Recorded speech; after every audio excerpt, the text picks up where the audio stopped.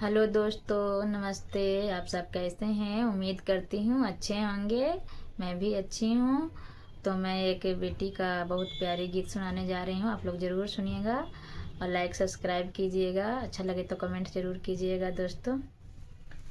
जलवा मेरो ले चेलवा मछलिया, जलवा मेरो ले चेलवा मछलिया, बनावा मेरो ले हरियर दुभिया, बनावा मेरो ले हरियर दुभिया, धिया ले रोवती पापयन जानो पापा, बेटी ले रोवती पापा, दुल रहता पाप कैसे में कारी बेटिया के दानवा, कैसे में कारी बेटिया के दानवा,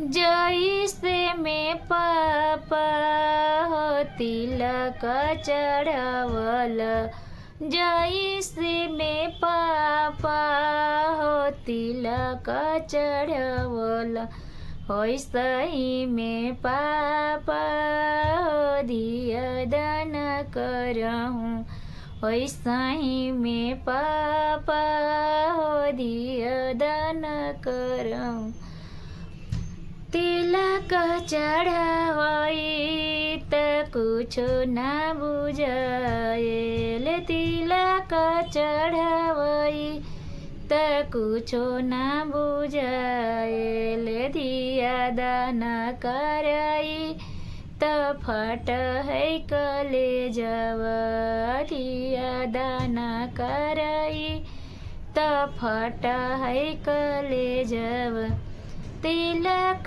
चढ़ावित पाप बड़ा खुश भइला, तिलक चढ़ावित पाप बड़ा खुश भइला, बेटी दाना करित पाप कहे लगी रोवला, बेटी दाना करित पाप कहे लगी रोवला, जलवा मेरो ले चेलवा मछड़िया, जलवा मेरो ले चेलवा मछलिया, बनावा मेरो ले हरी हरी दुभिया, बनावा मेरो ले हरी हरी दुभिया, बहिनी ले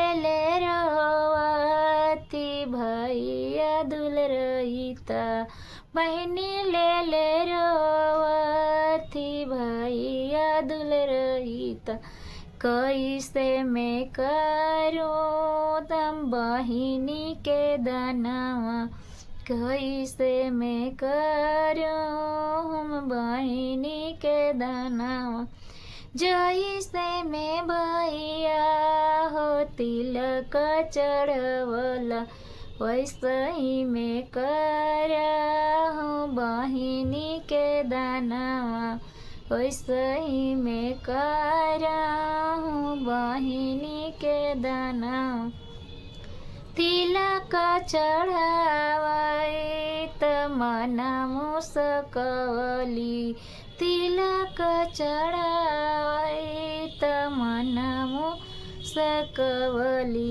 बहिनी दान करई त फट है करे जव, बहिनी दान करई त फट है करे जव।